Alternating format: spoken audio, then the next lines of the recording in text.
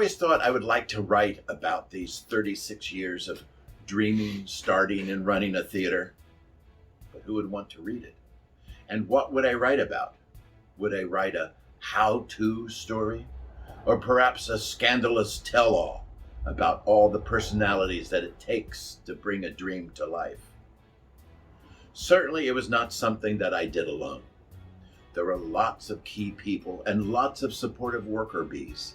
People came from everywhere and worked beside me, sometimes in spite of me, sometimes against me, but always working to get the show on. I certainly could and will dedicate special entries to the mistakes, and there were a couple. We learned from our mistakes, and I have done a lot of learning.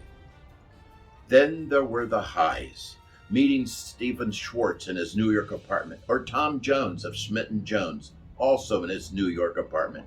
My God, I could have been a nut, a stalker, or worse. But there I was, like a real person, talking to personalities that were huge in my world of musical theater. Schwartz, of course, created the music and lyrics for Pippin, Godspell, and of course Wicked. Jones wrote the Fantastics, one of my favorite celebrations. Besides the highs and the lows, there were hundreds, thousands of those plain everyday cleaning or planning or fixing days. In the early days, there was the cigarette break. But after I cleaned up that act, there was very little to break for. Well, of course, there were the ice cream breaks, the pizza breaks, and on the very rare occasion, there was the Manor, our favorite watering hole. Certainly after rehearsals and after performances, it was a favorite place to hang out.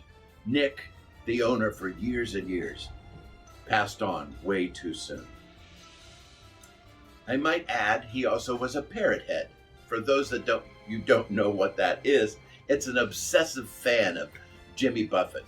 I guess I could be one also. Anyway, the Manor always reminds me of one of the many bars found in the Buffett songs and writings. Perhaps it was not the end of the world bar, but plenty of inspiration and ideas were born in the booths and tables at the Manor, or the Ritz Annex. Bart Healy's sketches of sets, as they were being developed in his mind, found their way on many a bar napkin. I wish I kept a few.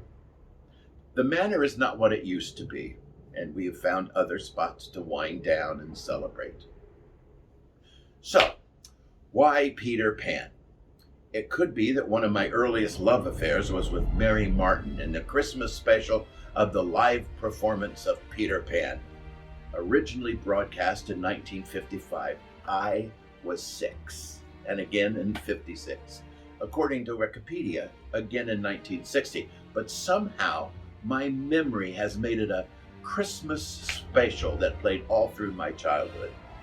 I loved the story and dressed up like Peter for Halloween, invented a game of tag at Linlawn, the elementary school that dealt with me through the 6th grade. In our game of tag, base was home for the Lost Boys, and if you weren't home, and if Captain Hook would tag you, you had to go to Skull Mountain. But if Tiger Lily would intercept you, you could go back home where you were safe. Very complicated. And I think I made up the rules as we went along. I spent many summer afternoons inventing new adventures for Peter and his followers. So there. That's how the name of this adventure came about. I sometimes feel like I'm still pretending to be Peter, not wanting to grow up. So, as you may already be able to tell, I may jump around a bit. You may experience a little entertainment, maybe some interesting facts, or a tip or two you might be able to pocket and use on some rainy day. Above all, I would like to share with you a recounting of the best experience one could ever hope for in the arts community, the ride known as the Ritz Theater Company.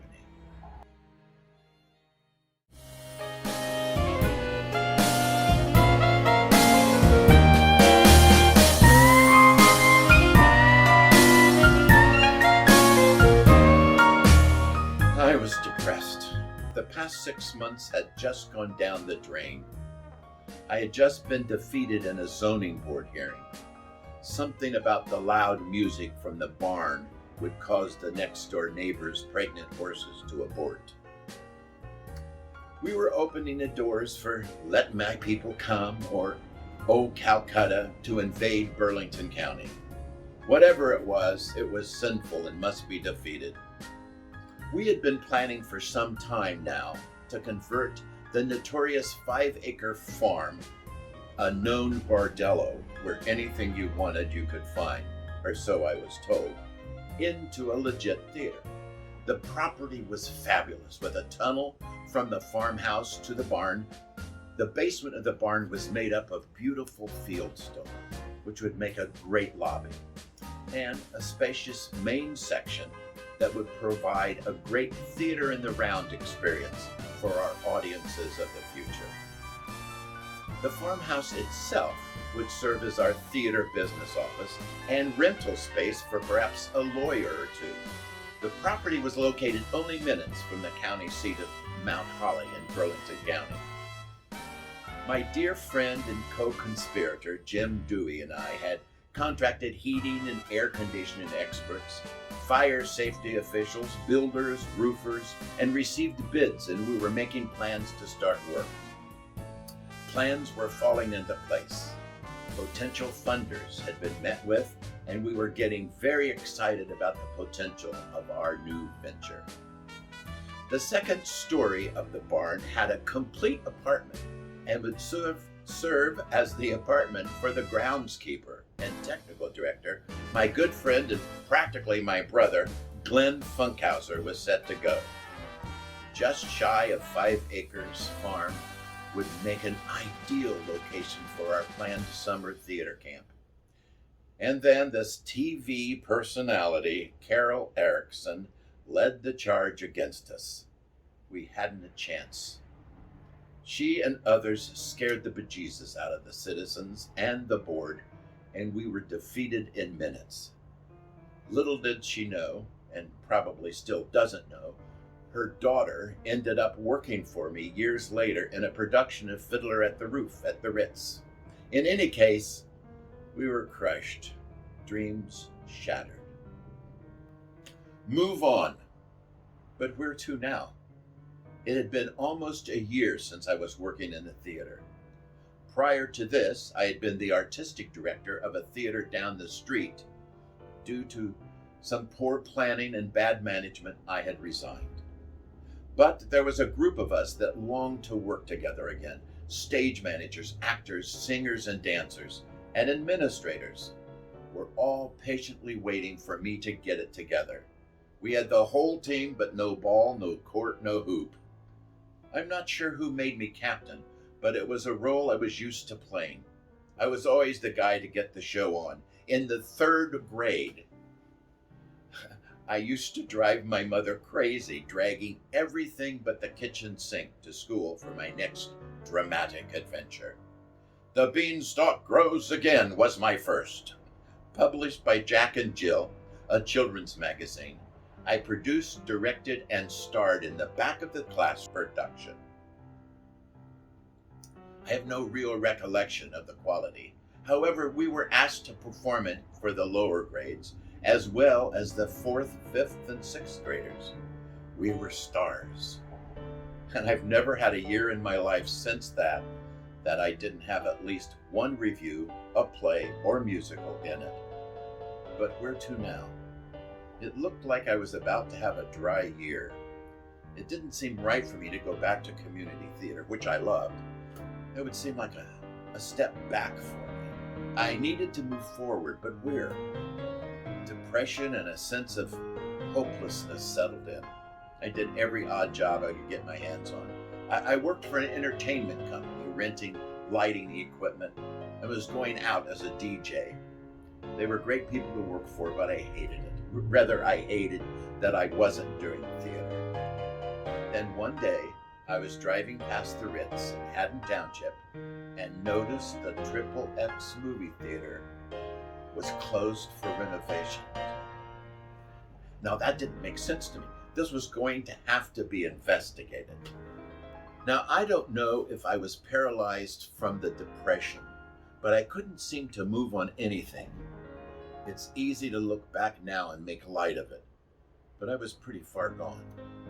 Or perhaps I was just procrastinating, which I still can be found guilty of. Or perhaps it was just the fear of failing again. But weeks went by after that first time I saw the closed sign and thought no one in their right mind would spend a dime to fix up a XXX movie theater. I was married at the time to a very smart, aggressive, and business-savvy woman, Carme Cipriati. She had probably had it with my whining and moping about and suggested I get off my ass and check it out. Prior to that, which might have been the final straw, she roped me into playing the Easter Bunny at the Ellicksburg Shopping Center in Cherry Hill. That was just one of the little jobs I filled my days with that year. Now, I've done lots of characters and perhaps more embarrassing ones than the Easter Bunny, but at this particular time it seemed to be the very lowest point of my life.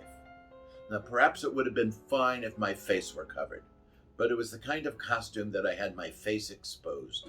And so with white makeup, a nose, a basket of candy, and Mrs. Rabbit by my side, I spent a Saturday in April, humiliated, exposed, and ready to move on with my life.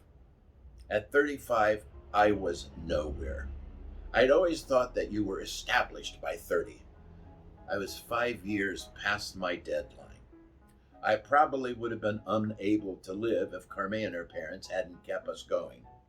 In any case, I got up off my ass July of 1985 and began the process of locating the owners of the Ritz Theater. Who would have guessed that it would become my home for the next 36 years? My dear friend and lawyer, Andy Kushner, sat beside me at the lawyer's office. Samuel Calicman was the attorney for the property. He seemed pleasant enough and nearly as old as the theater, built in 1927. In fact, I'm pretty sure he surpassed the theater several years prior. In any case, he held all the cards. Now, Andy was familiar with my plan, for he had represented me at the zoning board hearing in Burlington County and never charged me a dime.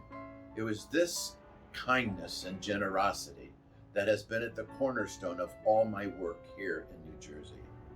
So I have been blessed by so many that gave so willingly and so completely. My friend Jim Dewey later did all the specs for the sprinkler system, saving us thousands of dollars, and helped to make it possible for us to buy the building in the mid-90s. He also gave the theater its first grant, even before we could offer him the tax benefit of being a tax-deductible donation. If it hadn't been for his gift of $10,000 that year, we would not be here. And so the story goes. Anyhow, Andy did the most of the talking, and Mr. Calicman was thrilled we were interested in the property on the Pike. And then, when we announced we were planning to do a legitimate theater, he put the brakes on. For the past 15 years, the theater had been showing X-rated films, and that was all he knew. Before that, it was the only art house on both sides of the river, so film had been the tenet for years. However, I should have seen the signs. His eyes lit up when we announced we were willing to pay $800 a month. I would learn a few months later that up until we took over and made about $12,000 worth of improvements to the property, it had only been bringing in about $300 a month. So the deal was made for $800 a month. We began the plans to open a 466-seat theater on the White Horse Pike for January 1986. It was July, and what happened in the next 6 months was amazing. Soon, the Delaware Valley would have a new legitimate theater house, where for the last 15 years had been showing Deep Throat and other classic porn films. XXX had given way to Mickey Rooney and Judy Garland, and we were about to put on a show.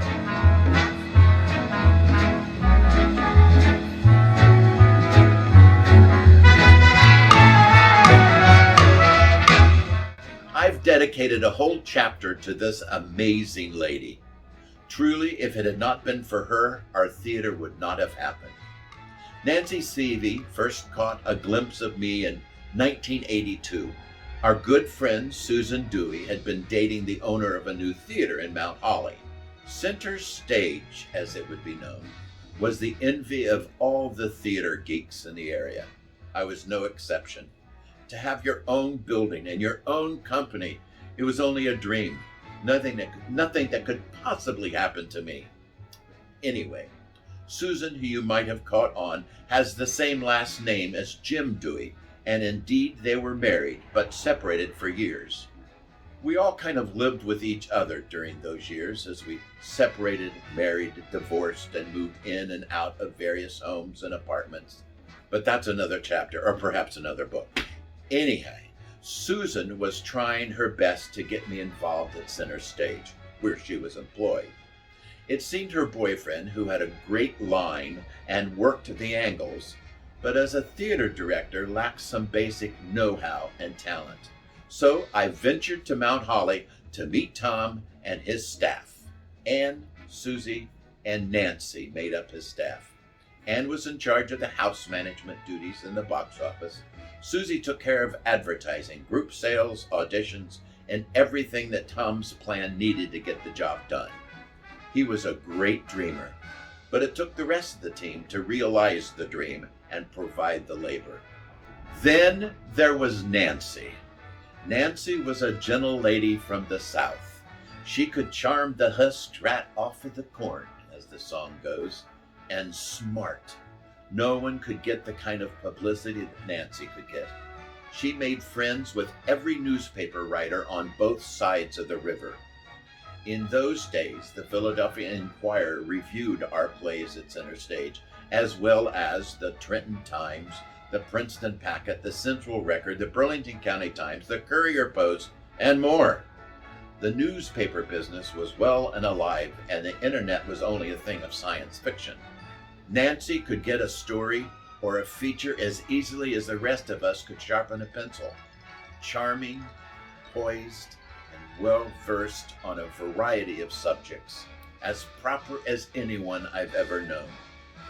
I think she had the single greatest influence on me than any other person in this business. In those early days in New Jersey, I wore a large chestnut brown horsehair coat made during the Depression in Michigan. And with my coat, my briefcase with resume, picture, and clippings, I met Tom and Nancy and the rest of the gang. It would be a good year before I was employed by Center Stage, but this was the beginning of my work with Nancy and the Center Stage team.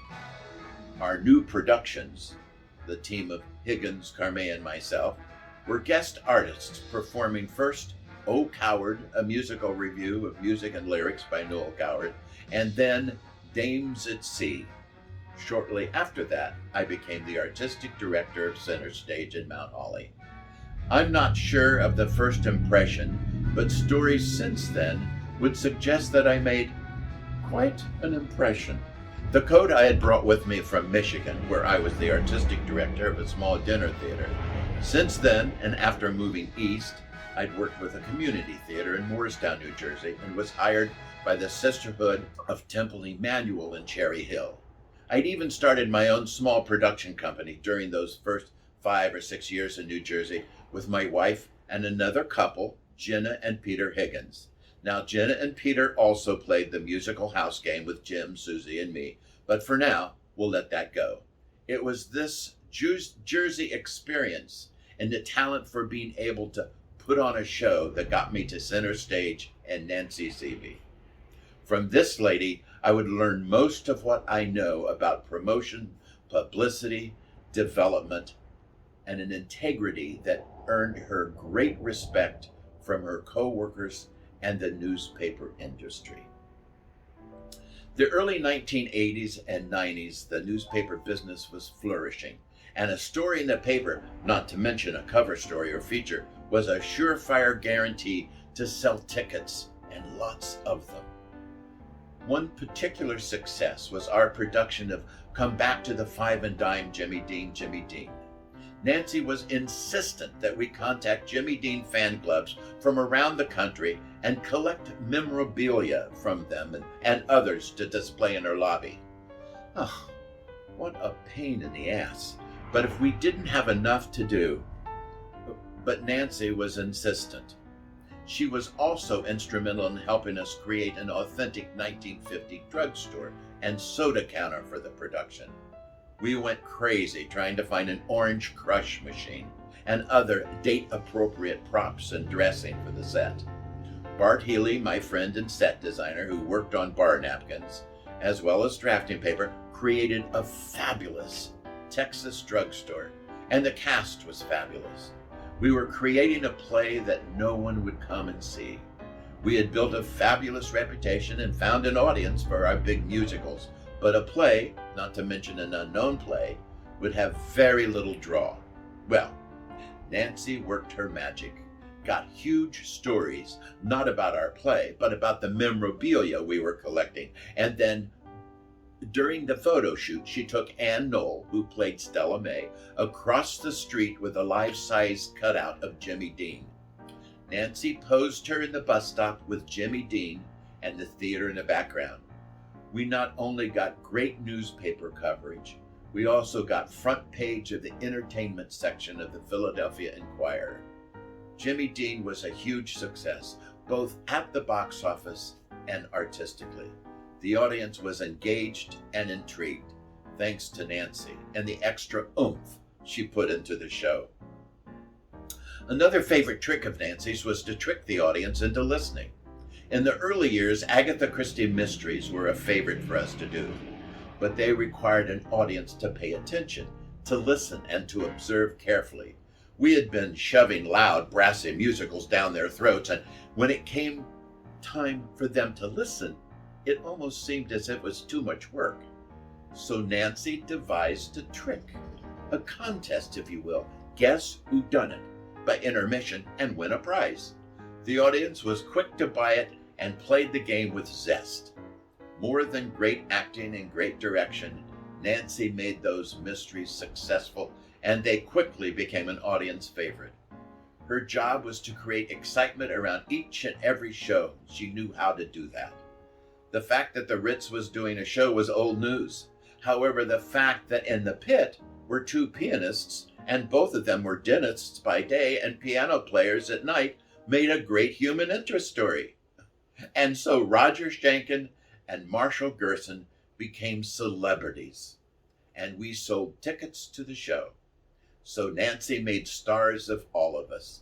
And article after article featuring Ritz family members appeared throughout the Delaware Valley. Ideas, contests, Mother Day promotions, and Friday the 13th special promotions, and all her special coverage put us on the map. She developed 700 subscribers that first year, sight unseen. A 7-show series, 11 children's shows, summer camp, vaudeville shows, along with classic movies, a Wednesday evening theater series, a new play festival, and other special events. She would promote and guide our marketing efforts. Tireless and persistent, she got the job done. Nancy was also responsible for establishing our annual gala. It was an idea she brought with her from the South, where she worked with a ballet company. A very simple idea, and it worked like magic.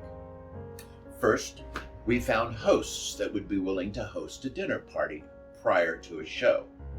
Then we booked a hall for an after party. We scheduled a special production of one of our musicals currently running, and presto, a gala. Invitations were sent out to our VIP list, which was created from lists supplied by our hosts.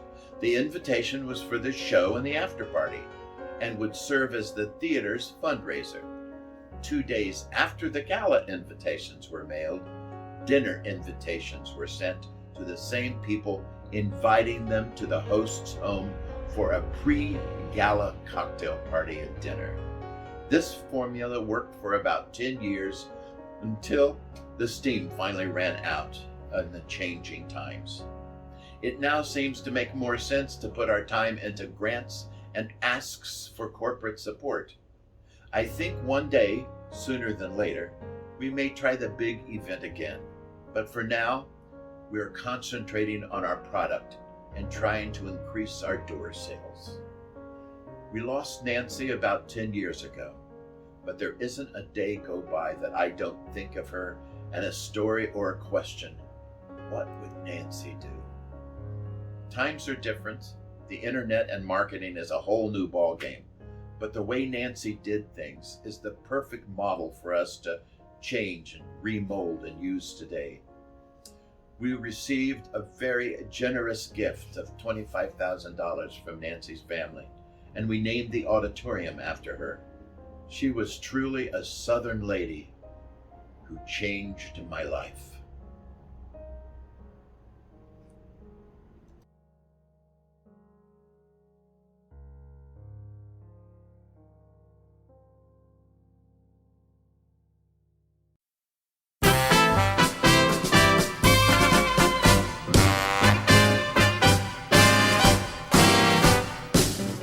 So, it was Nancy's idea. If we had a mascot for our children's shows, a theme, it would be easier to promote the series instead of each show one at a time. How many interesting stories could we come up with about this princess show or this witch show? The point was we needed to get the word out that we were doing a series and hoped that you wanted to catch one or all of them. So Ritzy was born in a trunk. Actually, he was created at the Off Broad Street Theater in Hopewell, New Jersey, where my good friends Bob and Julie Thicke opened 6 months before we opened at the Ritz. Bob and I worked together in Michigan at True Grist Dinner Theater, a 100-year-old flour mill on the Kalamazoo River in Homer, Michigan. Became my home, as well as my workplace for 2 years. It was like summer camp all year round. The actors, my staff, and I lived and drank together under the ancient timbers of the old grist mill. I remember one evening in particular that taught me that tequila and dark German beer would kill me if I ever did it again. And I haven't. My dear friend Steve Engel, best man for wife number 2, joined me, and we traveled north from our theater mecca of Fort Wayne, Indiana, together with a company of actors, some from Purdue, Indiana Theater, and performed to delighted audience throughout the year. Where was I? Oh yes. I introduced the idea of improvisational children's theater to Bob and Julie, and indeed appeared as the big bad wolf in Little Red Riding Hood. That was that year before the Ritz, 1984 to 1985, when I bounced all over the place. And after that show, I convinced Bob to let me keep the wolf character to narrate and host his shows. Thus, Hope Wellington Wolf III was born and became the distant cousin of Ritzy the Wolf, who hosted our children's shows at the Ritz for the first 30 years. After the first year or so, it became clear to me that to cast a group of actors every month was a royal pain in the butt. So the children's theater troupe was born. We would meet a couple of times throughout the month and prepare for the shows. Performances during the week were for schools and groups and a few parents and preschool-aged children. The Saturday performances were geared to families, scouts, and birthday parties. During the early 90s, my good friend Eileen Matthews, whom I met during a production of Company and later appeared in Come Back to the Five and Dime, Jimmy Dean, worked with me on a TV program called The Adventures of Ritzy the Wolf. Actually, when I learned that she worked as a producer at Channel 10, which at the time was a CBS affiliate, I introduced the idea of taking my character of Ritzy the Wolf and making him the host of a TV show. introducing kids to the idea that the imagination of theater and the magic of television could take us anywhere. There we could learn a multitude of things. And so a series of 4 television programs were created and 2 Emmy Awards were won. Eileen is full of ideas, and our cameraman Nick would catch the most creative angles and technique for our little shoestring production. We would see what sets were on the stage at the time of our shooting and incorporate that into our plan, or create our own sets with props and pieces from the theater inventory. The programs fed into our theater program, and the theater helped in creating the process. We even used nearby schools to create an audience for us. One episode featured the Philadelphia Zoo, one the Adventure Aquarium, and one on location at Universal Studios in Orlando. Now that was cool. We were VIPs and shuffled to the front of all the lines and amusement. We played the Wild West show, complete with buildings being blown up and a bank robbery. All of these locations were wrapped around a story that Ritzy was sharing with his audience, teaching a lesson or leaving the audience with a moral to remember. We spent the day walking Universal Studios in Orlando and riding rides and visiting exhibits. Because the park was full of guests, I had to be in character all day long, waving to and talking with kids. Some Japanese visitors wanted their picture taken with us because they thought we were someone. It was a long day, but we had a great time. This particular episode didn't win an Emmy, and we felt it was the best of the 3. That was an awful feeling. It wasn't the not winning, it was the excitement that had nowhere to go. The other 2 times we won were so wonderful. Television cameras, flash bulbs going off, and a room full of people applauding and cheering, hugs from the table, and then we wandered up to the stage in a blur. It was just like on TV.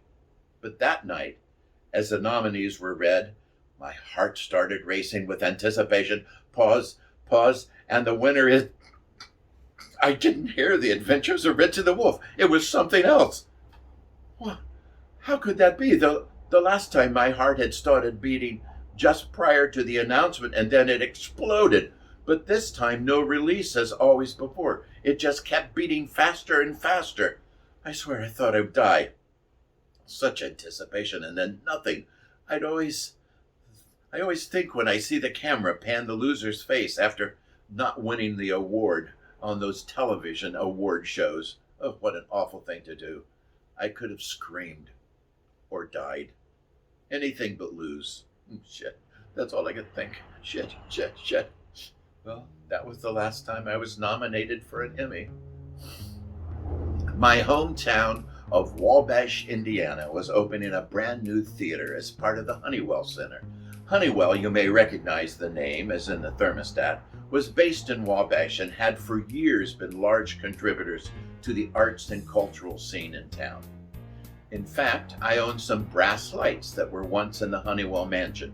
Mrs. Honeywell was a friend of my father's and the children's home, White Institute, which was also in Wabash County. My father was the superintendent of White's for 33 years, and I spent my entire childhood there. More about that later. Mrs. Honeywell had many times made donations of furniture and furnishings to the Institute, and these fixtures somehow made it into my possession. They have been in many shows and lived in my garage in between. Anyhow, I was invited to appear as part of the dedication of the new theater. Well, Ritzy was invited, not me. We created a big musical review and traveled in a Winnebago with our little troupe of actors, Glenn Funkhauser, Carol Furphy, Suzanne Yokas, wife number 2 Carme, and the late Billy Edwards. Ritzy and Crystal Gale, also a Wabash native, opened the Ford Theater and the Honeywell Center. The Ford family is also a large contributor to the arts community in this small Hoosier town. In fact, a Ford married my niece and has become a relative by marriage. That's all part of the family chapter. Anyway, it was exciting and Ritzy went over very well. Of course, the highlight of the trip happened before we ever stepped inside the theater. As we arrived, I drove into the low overhang of the Wabash Inn and tore down the whole underneath structure. Police, newspaper reporters, and the occupants of the bar at the Wabash Inn all came out to welcome home Ritzy. There have been so many actors that have played with Ritzy, and I know as I begin to mention some, I will forget many.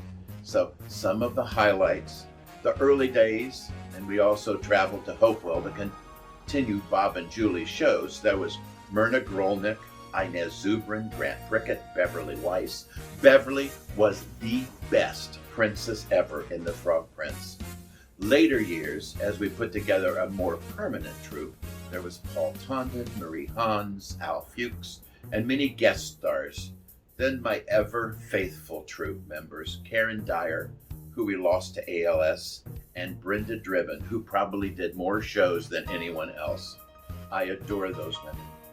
Joining them for their own lengthy run was Lynn Rady and dear Denny Campanelle.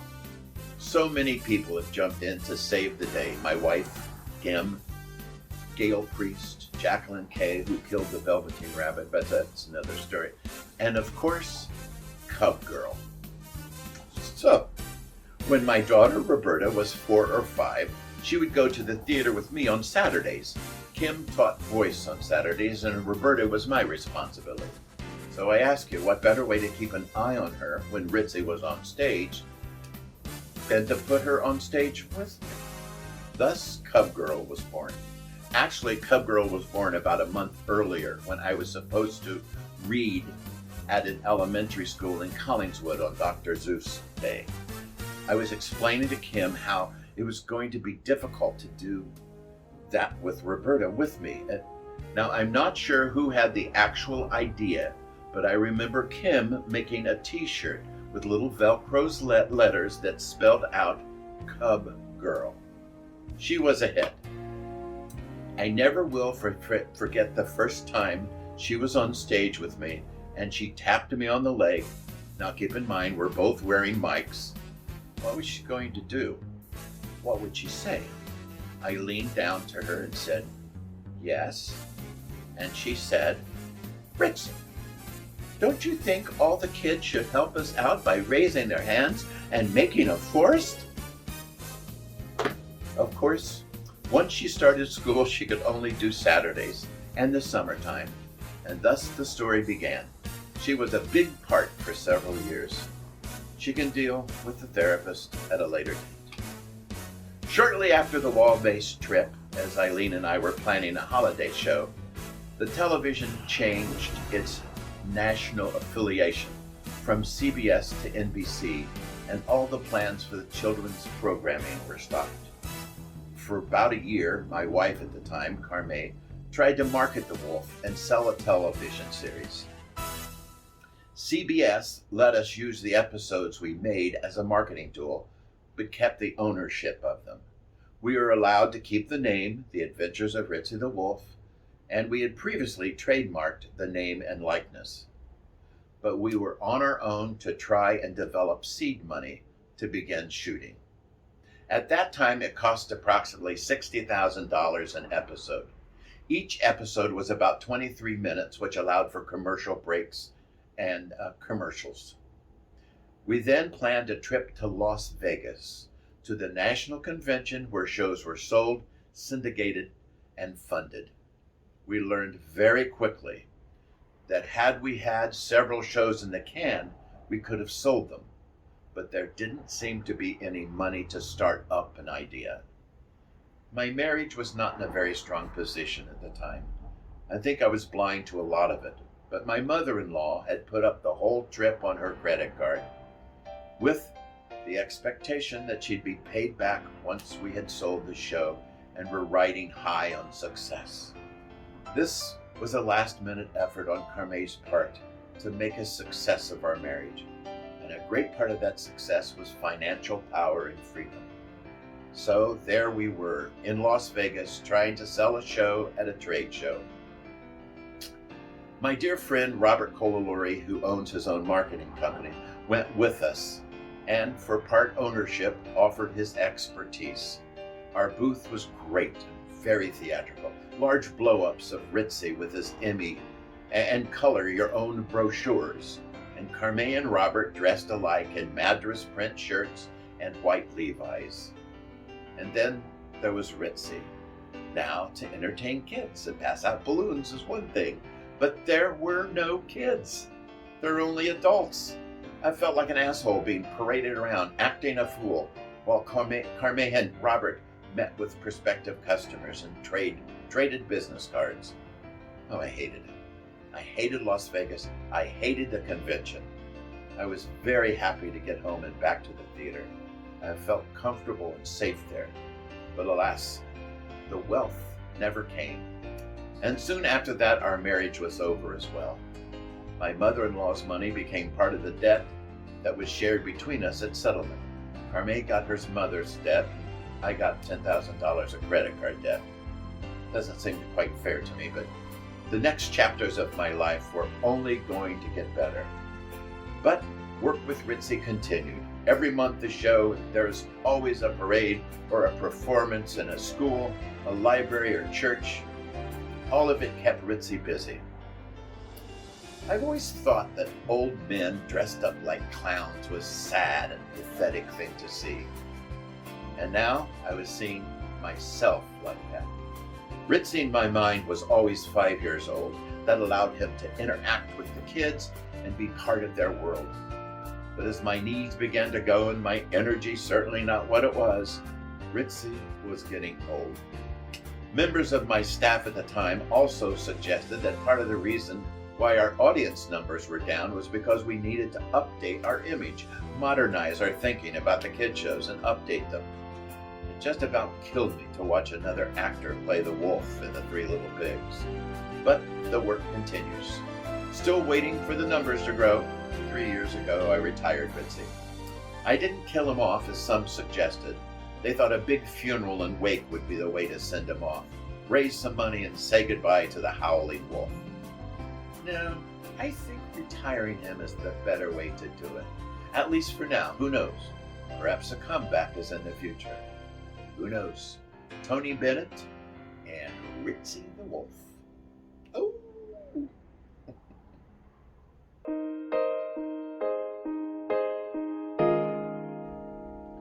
Who and what I am was defined a long time ago. I was born into a Midwestern family of 5 children. Although my therapist insists I count my sister that died when I was 5, she was 4, and the sister my parents lost at childbirth, who would have been the oldest. No matter how you look at it, I was in the middle. Middle of 5, middle of 7. I was still in the middle. Everything they say about the middle child is true about me. Although I was an athletic child, I had to be to stay in the family, I excelled more in individual sports than team sports. Looking back, sports and the arts have quite a bit in common. Discipline, ensemble work, passion, and developed skill play a big part in both worlds. I'm not sure why team sports scared me, but I always felt as if I would let the team down. I never trusted myself to carry my share of the weight. Today, I cherish teamwork and pride myself in my collaborative style of leadership.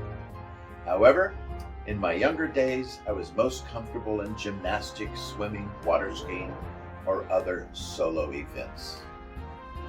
My sister, Roberta, my daughter's namesake, and I were inseparable. We did everything together. We dressed up and lived in a world of imagination. It seems like we were together for years, but her life was incredibly short, and she was gone before she was 5.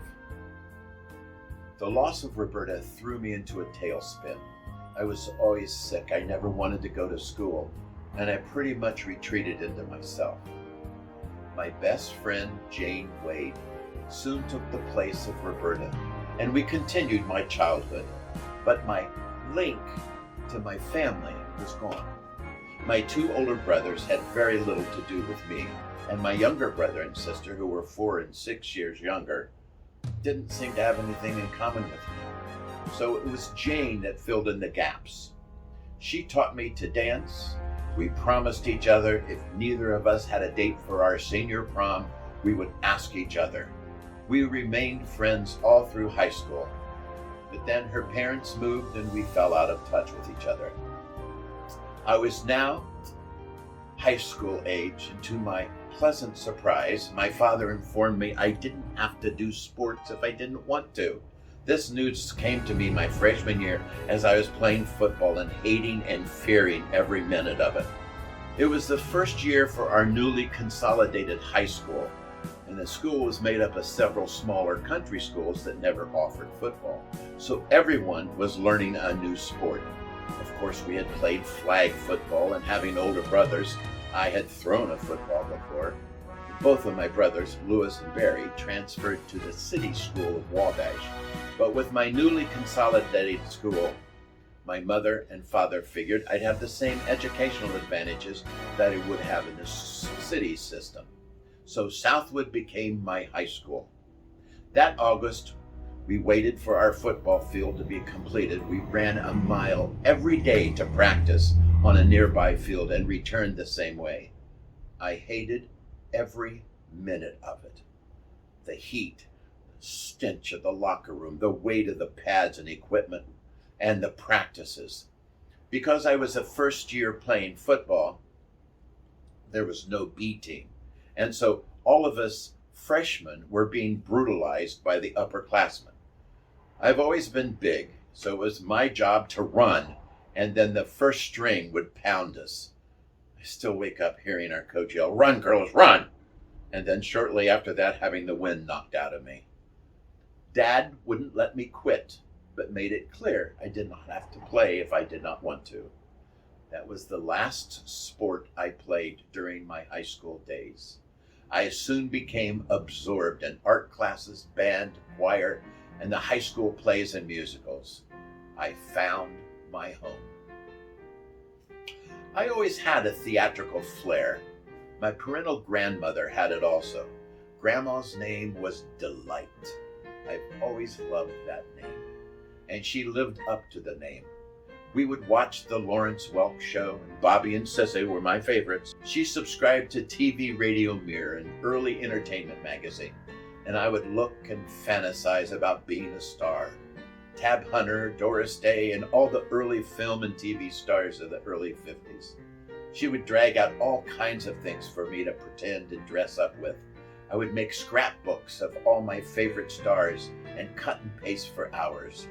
Grandma Curlis was the only one who praised my work and always made me feel special. I remember so vividly following the senior class play of Harvey.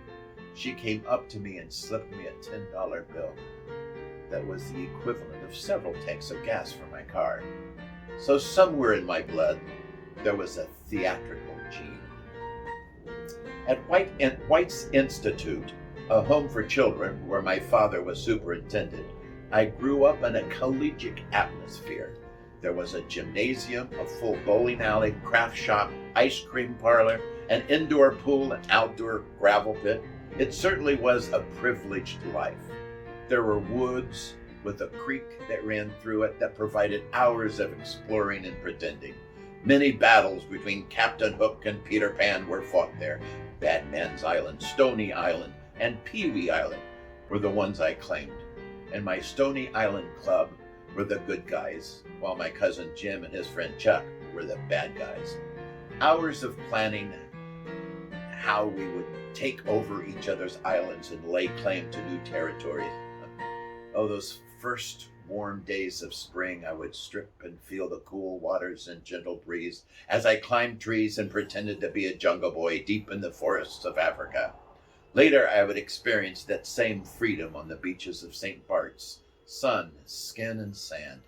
Nothing better. The summer after my freshman year of high school, and again after my sophomore year, I talked my father into letting me put on a show as part of the Institute's summer recreational program. And so at 14 years of age, I put together a variety program using the high school kids that were interested in music and drama from the student body. This was no big deal for me. I'd already been directing my classmates since the beanstalk grows again in the third grade. They had built a new chapel at White's, and the old chapel had been turned into a movie house with tiered seating and a stage. Well, give me a room with a stage, and I was in heaven. I spent hours in the theater working with the kids, making up routines and building and painting scenery. It was my little domain, and I loved it. Years later, when they tore it down, I was very sad. A part of my youth went away. My first physical theater, I should mention, however, was at my grandmother Curlis's house in her guest bedroom. It was a magical dressing screen, which I own to this day and adore. It's been on several sets at the Ritz and is currently in the gallery window at the Ritz. It has suffered some damage, but remains a treasure. Summers were spent at our lake home in northern Indiana. There my family skied and swam and spent many hours together in the sun. In the evenings we would go into a small tourist town and play miniature golf, drive go-karts, jump on trampolines, and enjoy Dairy Queens, and then back to the lake home to watch the Late Late movie. On rainy days we'd play crazy eights or spoons, and I shouldn't forget pickup sticks. You remember those sticks you could use one to carefully flip the other one off the pile quickly? You weren't allowed to move a single stick. Well, my brother Lou, who I adore, was carefully calculating how he was going to flip. We were all watching closely, and then whack! He flipped, and the stick went up through my lower lip. I quivered, and I couldn't take it out. My mother had to come and pull it out by holding my lip and one large pull, but not before she happened to mention that I reminded her of those tribes in Africa that were pictured in the National Geographic. Well, that was my mother, strong farm girl, a daughter of the Depression that couldn't be shaken, strong, maternal, and grounded. I think I felt the closest to my family at the lake home. I spent my summers after my junior and senior years of high school as a lifeguard at a church camp on that same lake as our summer home.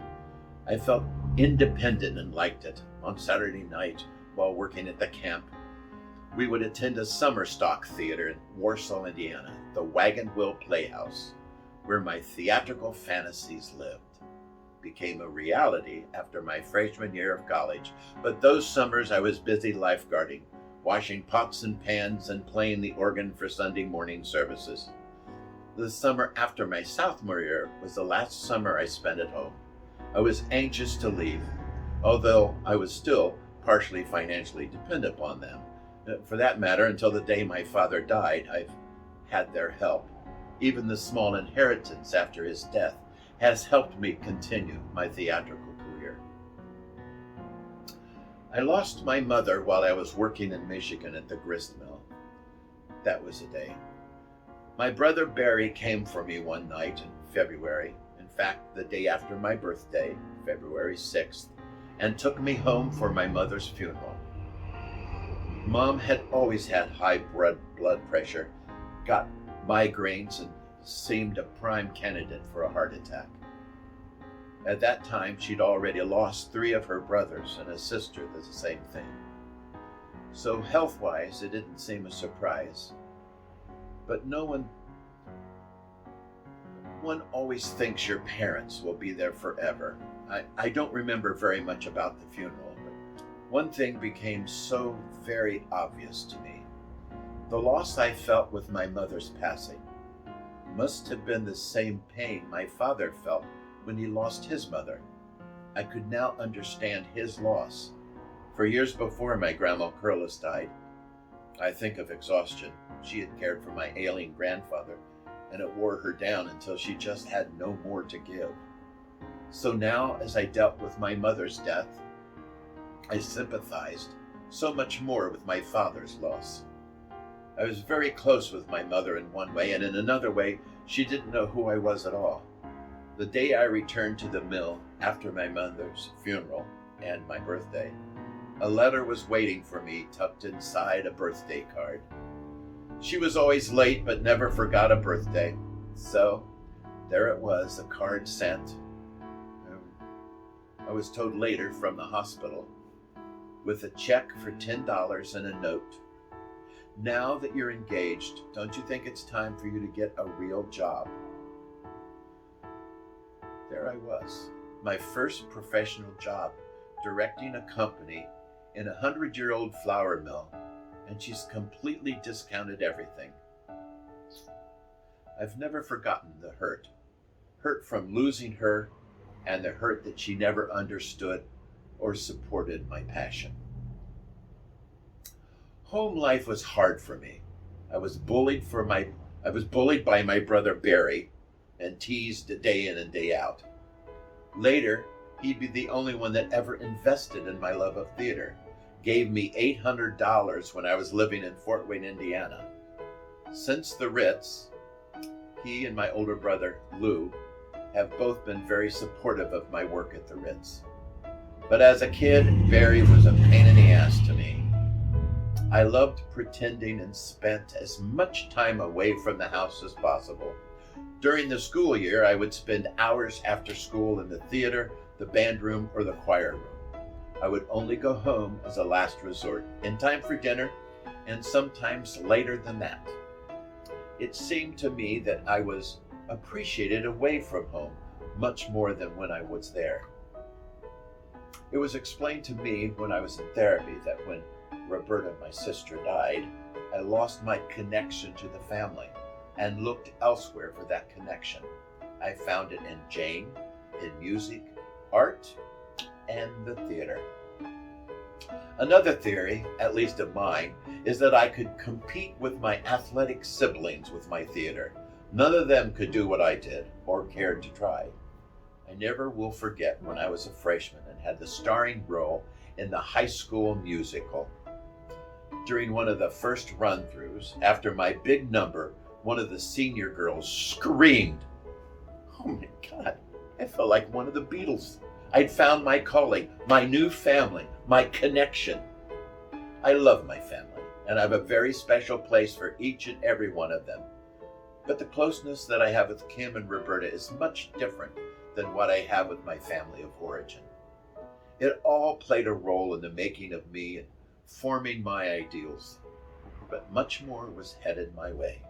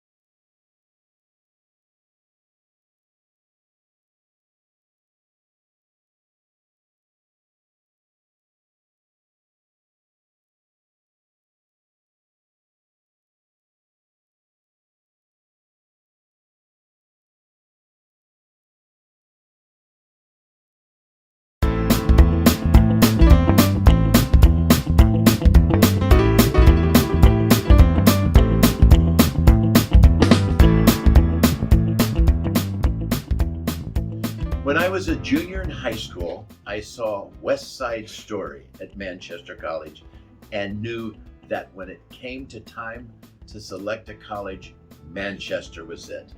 In fact, I only applied to one school, Manchester College.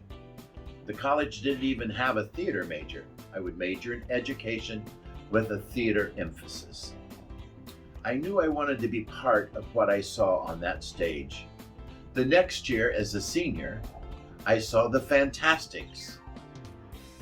There were no great costumes. The set was ladders, a bench, a couple of poles. The excitement and passion I felt for West Side Story was nowhere to be found. At intermission of The Fantasticks, I was ready to leave. However, shortly into Act 2, something magical happened, and I was hooked. In my career, I've directed 3 productions of The Fantasticks. It remains one of my favorite shows of all times. I'm thrilled to have presented it in our Black Box at the Ritz, June of 2018. I didn't direct this one, but played Henry under Matt Wiles' direction. The show is small, honest, and the most touching show I've ever worked on. Years later, when I met Jones and Schmidt, I truly met 2 whom I had idolized for years. In any case, my freshman year at Manchester was a time for me to start and live the dream. Of course, it didn't hurt that the director of the theater program also directed at the Wagon Wheel Playhouse. One of my determined goals was to perform at the Wagon Wheel, and Manchester seemed like the first step. My freshman year, I roomed with 7 other guys in an off-campus house. I'm not quite sure how all that happened because most freshmen were required to live in a dorm on campus. But for some reason, this house was approved. 4 upstairs bedrooms with 2 in a room. Each room had bunk beds, a couple of dressers and a closet, very little else, but enough. My roommate was my high school buddy, Terry McKee.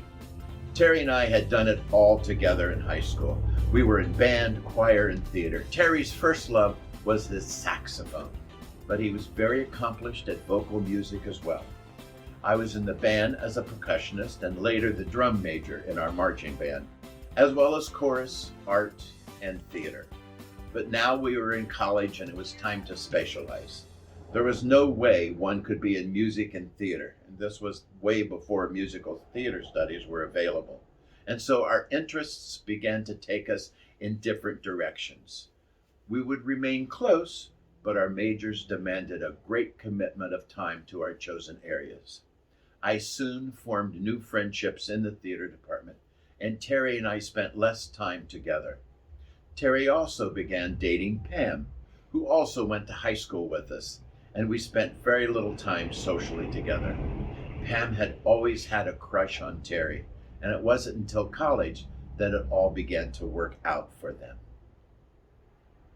My theater career was just beginning, and I got a role in the fall play. Very lucky for a freshman to get such a wonderful role as Caesar in Androcles and the Lion by George Bernard Shaw. My character was a cross between Edwin and Nero, a little mad, a little flitty. In any case, it must have been a hit. I was part of the gang and began rubbing shoulders with the stars on campus.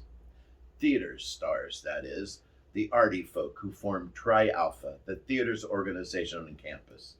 Manchester, being a Brethren college, had no fraternity or sorority, but for some reason or another, we had Tri Alpha. During my college days, I did The Common Man in A Man for All Seasons, danced Simon Legree in The King and I, Paul Allen in Dark of the Moon, and Androcles.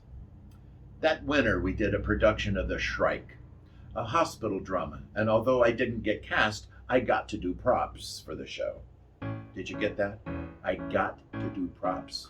I think it's a thing of the past, but when I was in school, if you didn't get a role you tried your very best to work on the show, be a part, no matter what. Well, I was the prop master. On the prop list were cigarettes. Now, although we weren't allowed to smoke on stage, or for that matter, on campus, We needed the cigarettes for business relating to the script. So Lucky Strikes and Camels were on the list, and indeed I was in charge of them. The packaging for Luckies and Camels have remained pretty constant throughout the years, so they were always the go-to brand. Well, thus began my long affair with nicotine. When the show was over, it was my job to clean up all the props, put them away in our prop storage area, and throw away anything that wasn't worth saving. Well, the 2 packs of cigarettes slid ever so carefully into my pocket, along with several packs of matches, and away I went. Following strike and the goodbyes, I headed home. It was winter and had just begun to snow. I only lived about 3 or 4 blocks from the small theater where we did our winter and fall shows. I was alone and about to sin. I stood under the streetlight. It was about 1 a.m. and I lit a Lucky. The smoke swirled up toward the light around flakes of snow falling down. Over and over again I would inhale and then exhale, watching the smoke leave my mouth and journey up. I watched my hand gracefully cradling the cigarette. I felt like Noel Coward or Rhett Butler. I was glamorous, sophisticated, worldly, not the Midwestern hick I so desperately wanted to lose. I was hooked. Certainly as time went by and I slowly came out of my nicotine closet and smoked in front of people, I became addicted, and I'm sure it was an addiction. I was 19 and I smoked until I was almost 40. Now, that's an addiction. I finally quit during 2 tech weeks. The first was during an SRO one weekend performance of Mary Peacock and Maureen Corson 2-woman show, Body and Soul. Then I went right into tech week for a little night music. Not a good thing to go through nicotine withdrawal, but I did it. It was one of the hardest things I've ever done and something I am the proudest of. While in college, I made great friends. Not the kind of friends that have lasted, but friends like we make in the theater. They know everything about you for a short time and then go away. On to the next show, the next town. David Deerdorf was like a brother. I so admired his talent, his wisdom, and his family. His family lived in the small college town of North Manchester, and many nights we spent in his house watching Jack Parr and later Johnny Carson. The early years were all full of Broadway and film stars, and it was a small portal of what was outside Indiana. Somewhere I longed to be, away from the cornfields and livestock and the family I loved, but with very little connection. David's house was an escape, a refuge, and many nights I stayed over with him and his brother in their dormitory style upstairs with several beds. With Charlotte, his sister, and his mother downstairs, we would all quietly talk for hours, planning and dreaming and sharing our stories of how we got here and where we hope to go. My favorite David's story, or perhaps it would be more correct to call it David's mom's story, was the lesson I got in baked beans and bacon cheese toasties. Now, that's a slice of white bread, a heaping spoon of baked beans right out of the can, 2 pieces of bacon uncooked and topped with a slice of Velveeta cheese. Pop that bad boy under the burner and presto, a great treat for a late night snack. Later, Tom Stiebling would become David's roommate, and the 3 of us would talk and plan and laugh and comfort each other during times of crisis. Tom was a sort of tortured soul. For a short time, he was going with a girl whose name was Linda, and that's all I remember. She was bad news for him. I don't remember why, but she was beautiful. Too beautiful to be in college. Beauty like in a magazine. She was poison. Again, I don't remember why. I think we were all a bit brainwashed by our drama professor, a mentor and gifted director, Mr. Tom Rowland. As I mentioned before, he directed the summer stock company in northern Indiana that I knew I had to get to. Anyhow, Tom loved his boys, and wasn't very happy when the girls got between them. Linda was a threat to Tom, not necessarily in a sexual way, perhaps not, but certainly other ways. Tom's time was taken up by Linda, and Professor Tom was not happy about that. Most of the learning about theater happened at Professor Tom's house or the bar. Once I turned 21, I was there. My 21st birthday was at the bar, and I nursed my first beer, Pabst Blue Ribbon, for the whole 3 hours. The only way I could stand it was to hold my nose and drink and swallow, and then wait until no trace of the smell was present. Oh. How I wish I disliked a cold beer on a summer afternoon. Just think of all the calories I could have saved. Jeannie Turner. Jeannie was a year older, but such a woman of the world. Said whatever she wanted to say to whomever she wanted to say it to. The voice of an angel. She reminded me of Mama Cass, of the Mamas and the Papas in appearance and sound. She had beautiful long brown hair, which was clearly her favorite asset. She was a large girl, but graceful, kind, and sexy in her own way. One summer, while working at the Wagon Wheel, that summer theater in northern Indiana, Jeannie and I made out in the prop barn. It was clearly a mistake. 2 lonely kids, dateless, and a hot summer night. We sorted it all out and became the best of friends. Through all our romances and friends, we remained close. I was out of touch with Jeannie and then reconnected several years ago, and it was as if we'd never been apart, but have once again lost contact with her. She, David, Tom, and I have been out of touch for a very long time. I know David was on Broadway for a short time and then taught at a prep school for a while. Has a wife and children. Jeannie, I believe, had a child, divorced perhaps a couple of times, but has always done well for herself in corporate America. Donna Meeks, another one of my theater friends from Manchester, married a pilot and lived the good life for a while. She later divorced after having 2 girls and worked for me at the Ritz for a short time. It didn't work. I'm not sure I know why. She went back to school working on more degrees in communications. Tom, I haven't a clue. Professor Tom went on to teach at Northwestern University and was the director of the famous WAMU show, which was a campus-wide variety show. He passed away a few years ago. As I mentioned, Tom was one of 3 mentors that have shaped the artist I am. The other 2 I met in Fort Wayne, the town northwest of North Manchester, and only about 45 minutes from my birthplace. I was moving, but not very far. As you might have guessed, my college career was full of education, but very little class time. I was an awful student, and halfway through my senior year, as our grade points dropped, Barbara, my first wife and college girlfriend, and I were both asked to leave Manchester to get our priorities straight, and then perhaps return. We headed off to Fort Wayne, Indiana to start our next chapter. I had begged the dean of the college to give us another chance. Not only was the draft looming over my head, I felt as if I would never amount to anything if I didn't have that degree. I begged, promised everything, but to no avail. Barbara got a job modeling and we signed for an apartment and the deal was done. Without my knowledge, my father, a distinguished alumni from Manchester, spoke to the very same dean and got me another chance.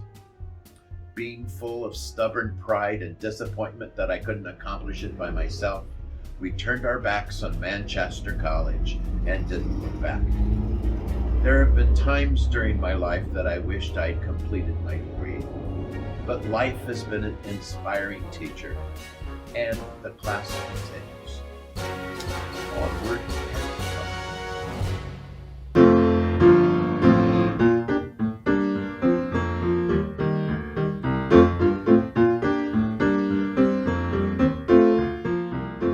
if you can make it through summer stock and you still want to do this crazy business, then I think you might just make it. My 2 summers at Wagon Wheel Playhouse kind of meld together. I remember my first summer, I shared a small trailer at the back of the lot where David, my friend from college, his brother, and I think another Manchester student, fuzzy at this age, stayed for the summer. The trailer was quite dilapidated and sections of it were rusted through and you could see the grass below. We could cook in the trailer and thus saving us all money. We shared stories and dreams of Broadway. We laid on our backs and looked up through the holes in the ceiling, a little like that wonderful window in Swiss Family Robinson movie.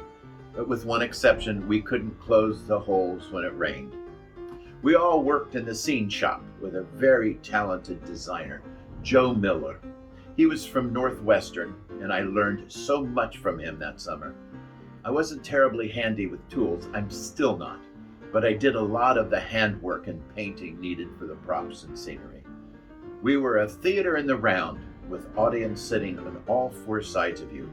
There wasn't much room for scenery, but what was used was great. The scene shop was a converted 2-story chicken coop. Upstairs was used for storage and downstairs was the main shop. It was theater in the rough, but the shows were fabulous. I had long ago been a huge fan, having had several season tickets when I worked 2 summers a few miles away. That may have to be a chapter of its own.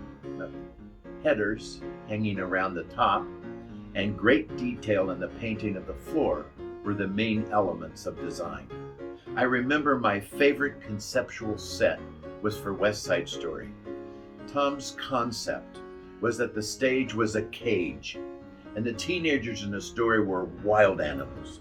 He then created a concrete circus, and Joe, the designer, created bars that the audience could peer through, made out of baling twine. We had dyed the twine in large vats of black dye and then strung it from top to bottom. The main stage was circular, and there were 4 aisles running down to the stage. All the scenery and actors came down those aisles to tell the story. This time, the black twine was strung up and down the aisles as well as around the stage. And at the 4 entrances to the stage, Joe duplicated the fire escape logo from the record album. The Z-shaped logo acted as gates to the cage, and they would slowly rise during the overture. The orchestra was great. They were small in size and located under the stage. The stage was open all around with wire mesh that allowed the sound to come out. No mics in those days, and everyone heard every word. In the center of the stage was a large elephant tub. Everything was painted shiny black, and the tub had a large pool of red enamel that ran down the sides of the tub onto the stage. The last scene of the play, Tony lay dying on the tub with the red blood flowing out from his body as the gang members left during the last few bars of Somewhere. The gate slowly closed. Fabulous, not a dry eye in the house. I remember a production of My Fair Lady. There was the header above the stage was decorative lattice made of dowels and ping pong balls. It was stunning. Flower carts and very selected pieces of furniture, planters and garden furniture for the ascot was all that was needed. We rented costumes, but there was always a lot to be done to prepare them for the production. The guests leaving the opera and the beginning of the play and the ascot were stunningly costumed. The costumed actors filled the stage, and the audience all around were amazed. The second year of stock, I worked costumes and publicity. I was in charge of photo shoots and sending them out to the papers in the area and filling in the holes for costumes. One of my biggest accomplishments was getting Electra rigged for Gypsy. Remember, there were no LED lights, no mini battery packs. I had packs of C-sized batteries I had attached into panels hanging off her waist, complete with a flash attachment secured in her crotch. When it went off, the crowd roared, and I smiled. Never did too much sewing, but certainly handled most of the alterations that were simple hymns and such. Such a great learning experience. I think those summers helped to create my jack of all trades, master of none status. It was indeed summer stock, and what made it so demanding is that the shows ran for 2 weeks, Tuesday through Sunday. All shows were in the evening, and the turnover switching from one show to the next happened overnight, literally overnight. When the current show closed on Sunday, the whole set and props and costumes would be struck, and the new set, costumes, and props would be installed. Final alterations and touch-up painted applied. That, of course, meant that the tech crew worked through the night and all the next early morning hours to be ready for Monday morning 10 a.m. rehearsal. We then had our technical rehearsal. Fittings, everything making ready for additional rehearsals in the afternoon. And then Monday evening, final dress was Tuesday morning, and if necessary, another rehearsal Tuesday afternoon. Final preparations for opening night, Tuesday evening, 8 o'clock sharp. It was grueling. I cried more than once that first summer. All I wanted to do was be on stage, and I was pounding and moving and lifting throughout the night. We had very little free time, and when we did, it was late, and all we wanted to do was sleep. I don't remember how many shows we did in a season, but I remember the shows. There was Funny Girl and West Side, there was Fithian's Rainbow, Camelot, Sweet Charity, Gypsy, Music Man, South Pacific, and the rest escape me. That was my Broadway, my musical theater library in northern Indiana. It was those summers that taught me that any show can be scaled down and presented with songs and a script intact, with minimal set. I mentioned before Bart Healy, our resident designer, for almost the first 25 years or so, continued that lesson. Always less is more, Bart used to say.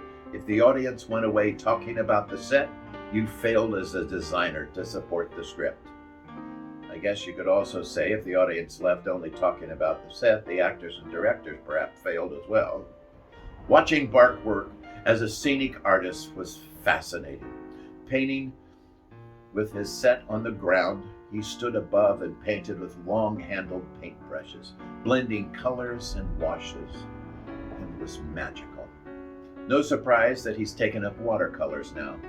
The same talent, just a smaller canvas. Meanwhile, back to my summer stock. Costumes remained an important part of every show and carried the wow factor, as did the lights. But to see South Pacific in the round, with no fancy projections or painted backgrounds, was as beautiful and inspiring as any regional production I've ever seen.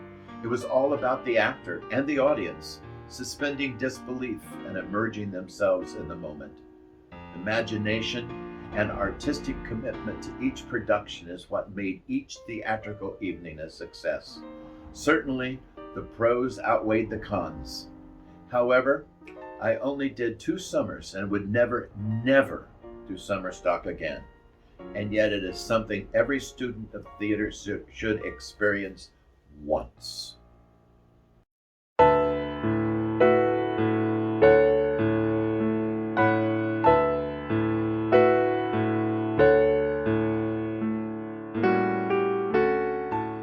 How and why anything happens to us is anyone's guess.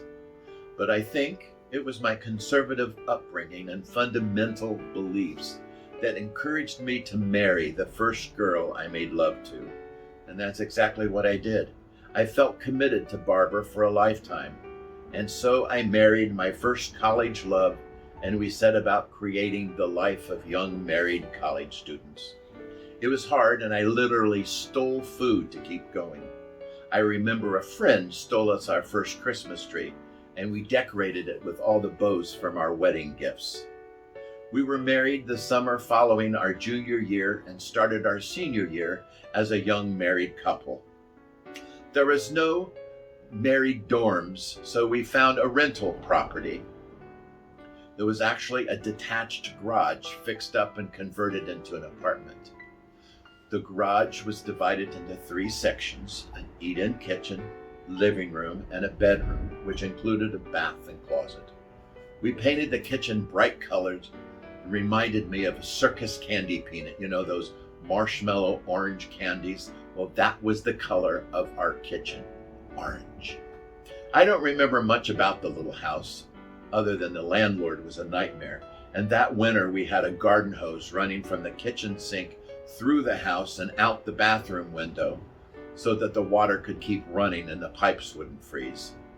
That winter I washed dishes at the student cafeteria, made pizzas at Smitty's, a local hangout, and had cleaning and closeout duties at the local Dairy Queen. That gave me just enough time to get home, make love, and sleep through all my classes the next day. And by 4:30, I started all over again.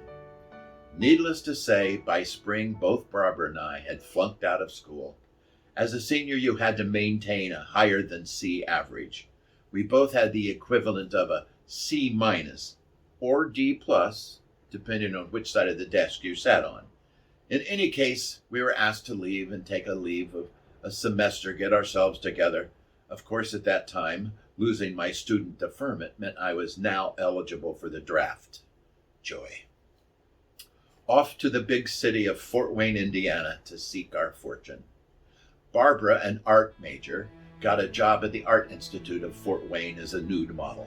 And soon I got a job as a salesman at L.S. Ayres, a large department store like Macy's. While at L.S. Ayres, I sold shoes, carpet, and men's clothing. I soon became familiar with the theater scene in Fort Wayne and became involved in the theater world. I was working at the Civic, the largest of the community theaters, Three Rivers Theater, a small theater connected to a bar known as the Theater Bar, the Fort Wayne Recreational Department's Theater, which was performed in the round, and a theater inside the First Presbyterian Church. I don't think there was a day that went by that I wasn't performing, rehearsing, or watching a play or musical. This was the background for a turbulent and passionate marriage. Barbara, who reminded me of Cher, later became a salesperson in an exclusive dress shop in town, owned tons of wigs, and spent all her money on fashions from the store. She has a great sense of style, and we would always turn heads at the opening nights of the Civic. My eye candy, or perhaps I was hers. I'm not sure.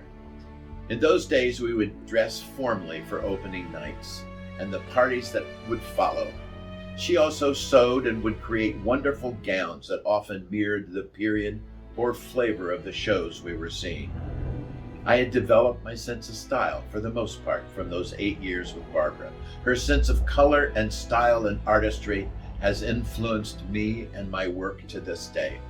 For as dramatic and passionate as our life was, so was our breakup. An affair for her, angry and hurtful words from me, and that anger has stayed with me for years.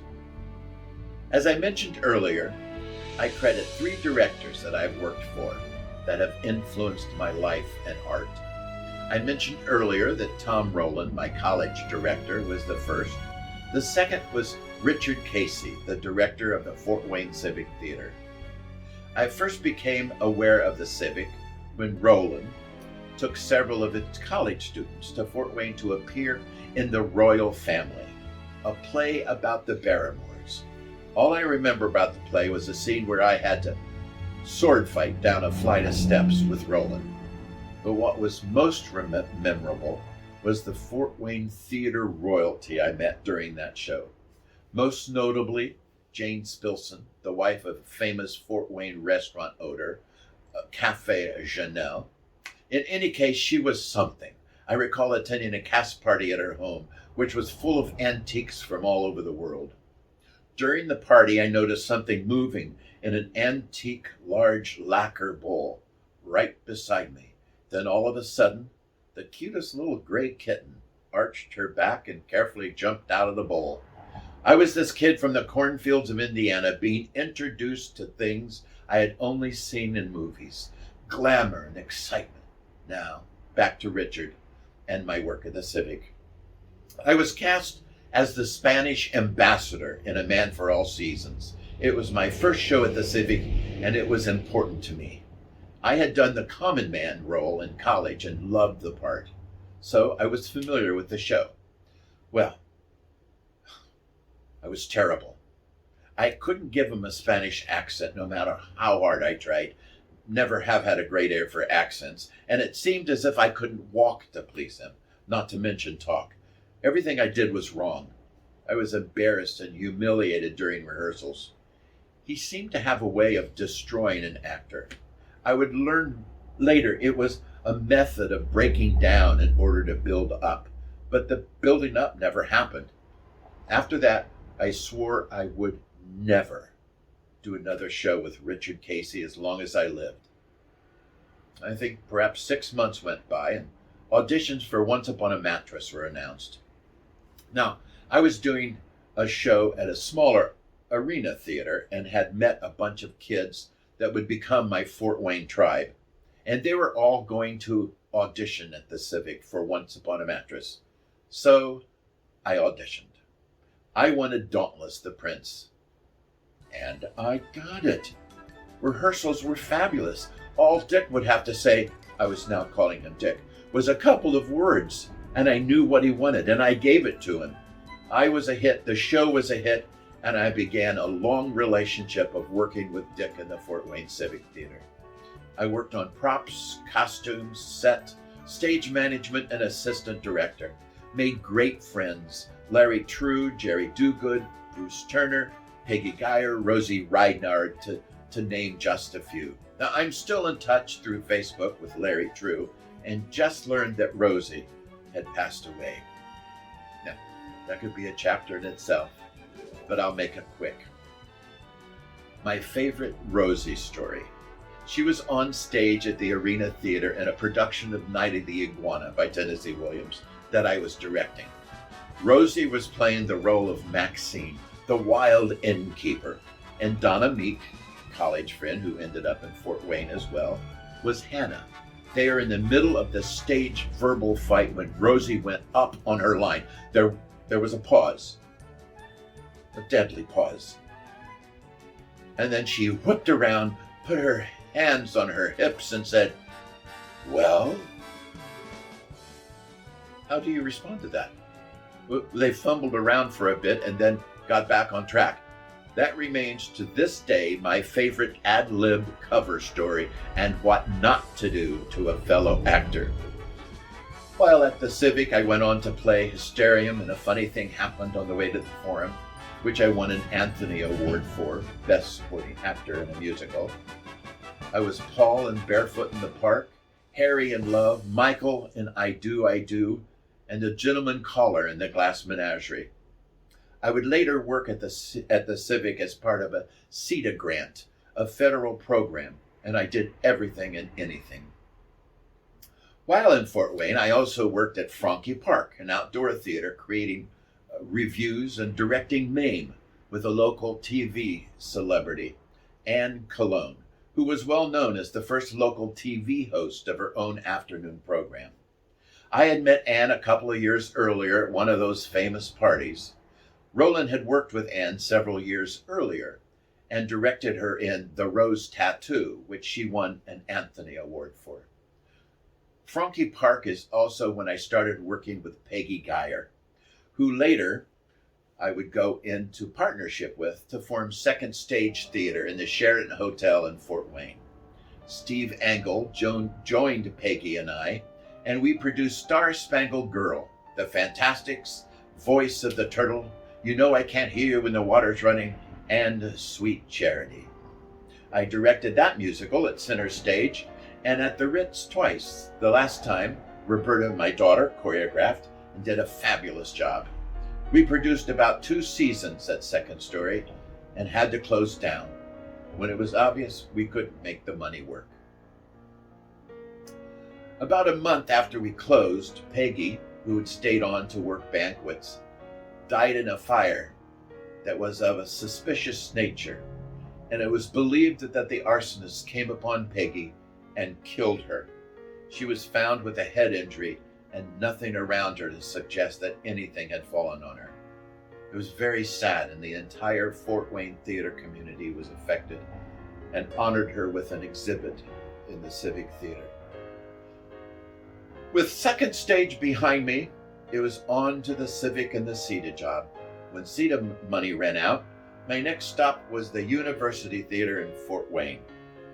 Purdue Indiana Theater, or PIT as it was known. I had just gotten through my divorce with Barbara and was looking for something new and different, and decided to audition for the summer season at PIT. Yankee Ingenuity, The Show Off, and Jesus Christ Superstar were the shows, and I was cast in the last two. Opted to create props for the first.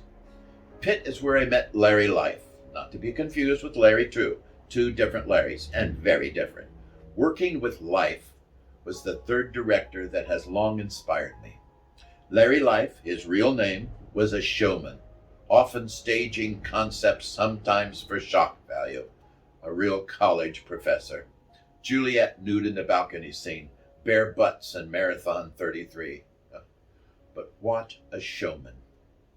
Original always, with a trick or two up his sleeves.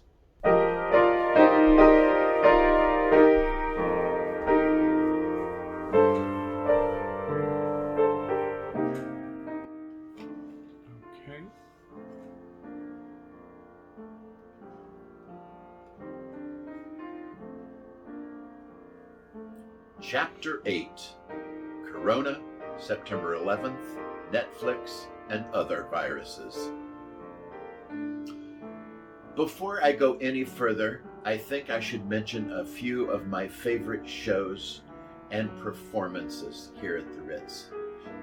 Now, this is dangerous ground, and I know I'll not mention them all, but here goes. Forgive me. Tracy Gaffney was the perfect Audrey in Little Shop of Horrors. Marianne McKenzie won my heart in My One and Only. There goes a few more. All the men in the Full Monty, the cast of Come Back to the Five and Dime, Jimmy Dean, the cast of Rumors, second time, Kimberly Curlis in Masterclass, a performance of perfection, my daughter Roberta's work in Jane Eyre the Musical, which he helped produce, the cast of The Wild Party, along with Brian Revelle's work as director and choreographer, Al Fuchs as the role of the man in the chair in Drowsy Chaperone, and he and Matt Wiles' performance as Oscar in Charity in two different seasons, both very different, but both very strong, smart, and well done. Brian Revelle and Suzanne Yokas as they share the role of the leading player in Pippin the first time. Well, I could go on and on. After all, there have been well over 250 productions or 3,250 evenings of theater, not counting concerts and special events and our whole Ritz Kids productions. And now the coronavirus.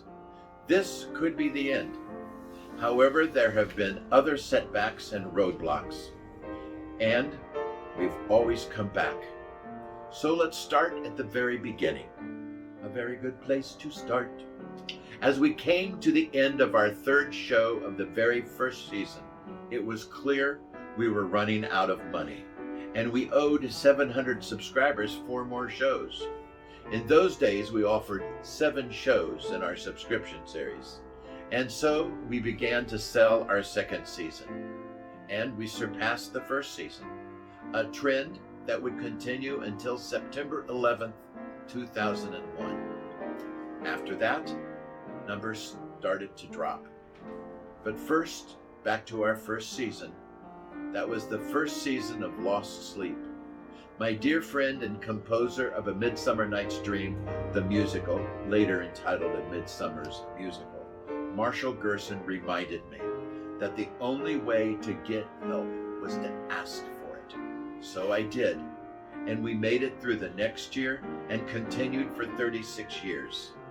However, like many theaters, we run out of subscription money before we come to the end of a season.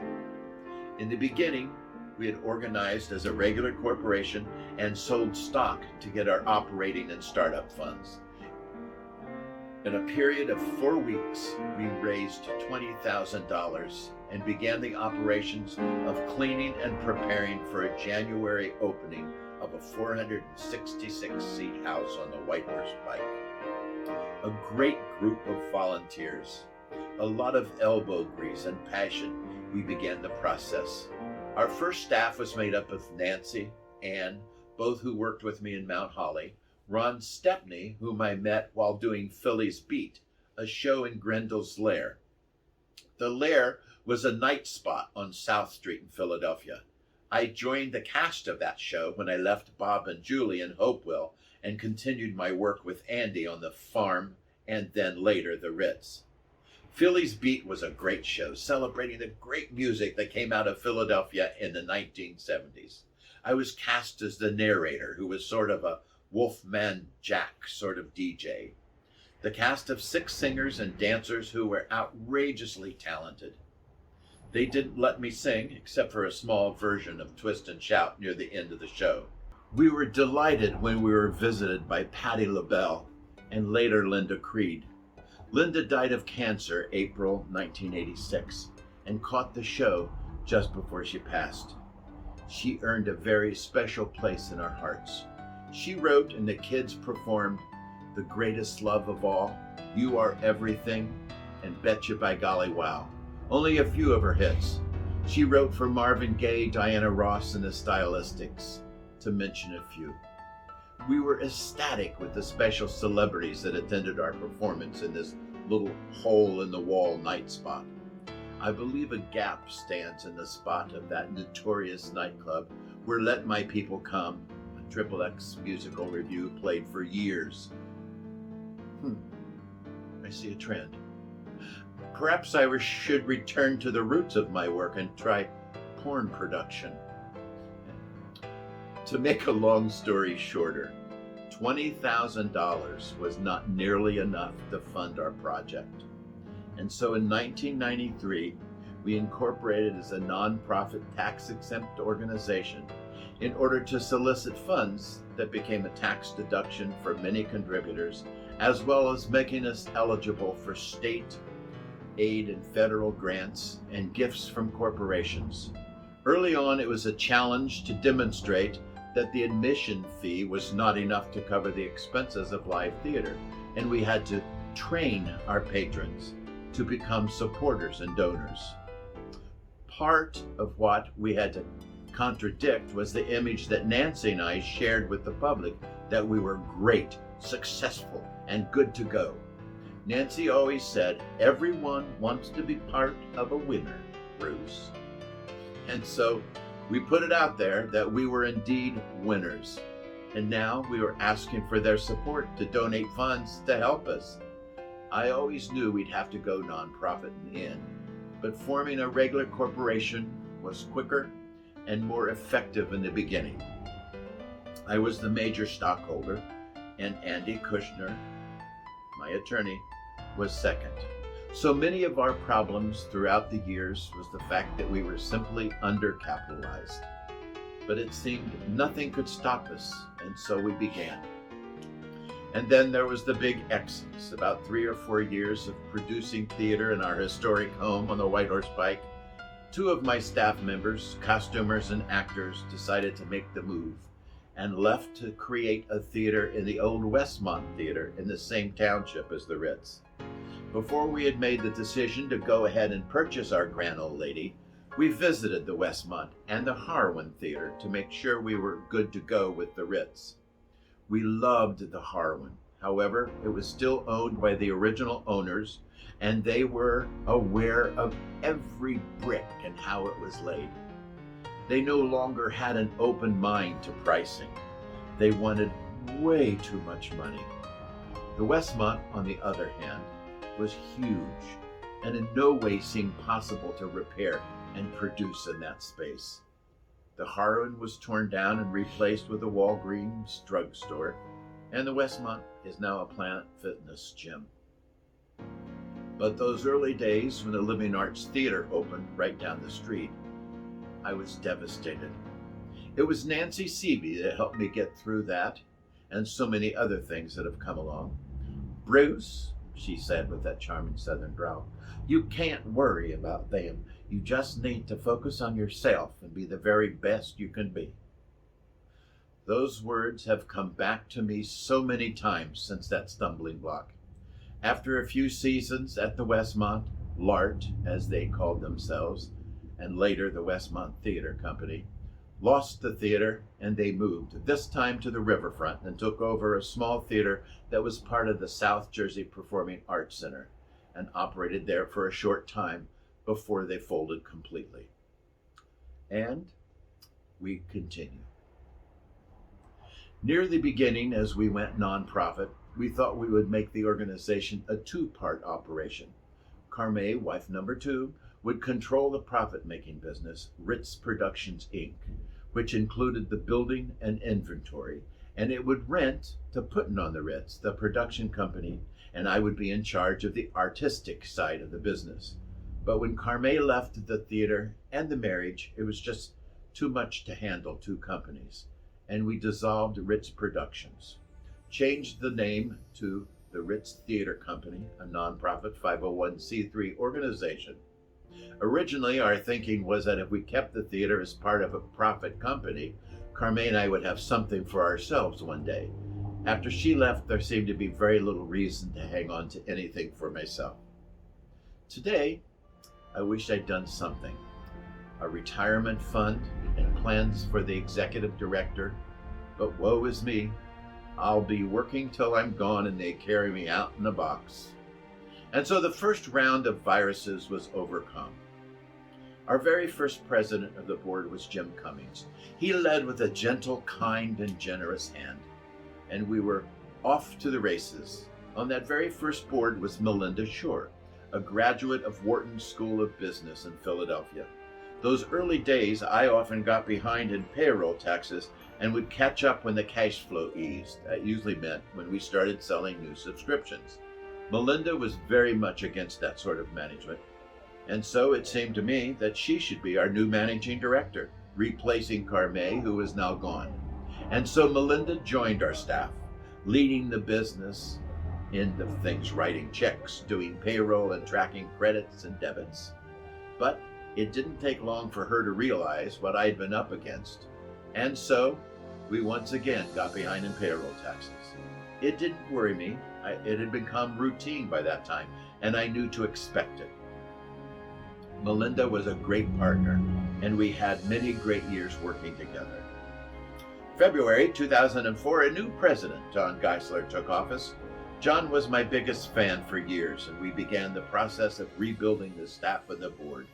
John encouraged us to produce meaningful, yet commercial pieces of theater that would sell at the box office and meet the goals of our State Arts Council requirements. He also became active in seeking and securing funds to refurbish and restore this historic landmark. With new President Joe Tredinnick in 2008 through 2011, our numbers held pretty steady and then dipped in 2012. It was a period of calm and stimulating artistic success. We had great selling shows like Spamalot, Cats, Hairspray, but we began to notice a trend in the children's shows begin to drop off. We began to study just what could be done to improve our numbers and tried several things. The power of the press was beginning to drop off as newspapers began their decline, and the internet began to pick up speed with social media and other platforms. We searched for solutions, and in an attempt to attract a younger audience, we began offering younger, more edgy performances, none edgier than The Wild Party. We had previewed a cutting of The Wild Party in our black box in 2013 as part of our June New Play series. I was so impressed with Brian Revelle's concept and direction, immediately put it in next year's season. I had insisted on a trial with this showcase production for two reasons. I wanted to see what the theater community would think about it, and if indeed we were going to produce it, I wanted to start to build an audience. I may have done the show a great disservice with a big mistake I made. I wrote to my subscribers and let them know that the subject matter might be offensive, and if that was the case, perhaps they should skip this one. To this day, I think The Wild Party was the biggest artistic success we've ever had in our 36 years of producing theater. Everything about it was right on. The lights, costumes, set, singing, and of course Brian's choreography and direction. It also was the lowest selling show that season. But as the seasons roll along, it would only get worse. Our next president was a lifelong friend and past Scrooge cast member, Ken Funkhauser. You may recall his brother Glenn, and before Glenn, brother David, had all worked with me, a great family of theater artists. In fact, their sister, Alyssa, had worked through the night the day before we opened on her hands and knees, scrubbing the auditorium floor. A great and important family to the Ritz. During Ken's reign as president, our board really stepped up and contributed handsome sums of dollars, none as much as Tom Scuria, the treasurer. Tom's greatest gift was his purchasing the giant movie screen for the theater. We use it before every show to share ads that we've sold, coming events, and past production pictures. We also have had several screenings that have brought us additional funds. Way before Tom joined our board, he and his wife Valerie had donated the greatest portion of the funds to purchase our assisted listening devices. Valerie had lost most of her hearing through a strange virus that attacked her eardrums, and this was a personal gift that many have benefited from. We all remember the great Christmas parties at the Scurias. They threw during several years, so generous and kind. They were meant to be for the staff and board. However, Valerie insisted that many of the actors and technicians that made up the Ritz family be invited, and so the parties became huge. I can't overlook the most important managing director our organization has ever had. Brian Bathurst was with our organization for over 15 years and continues to be on speed dial for questions and support. He served longer than any other managing director. He was unique in the fact that I've never met a numbers guy who also got the artistic side of this business. Brian and I worked together almost like a well-oiled marriage.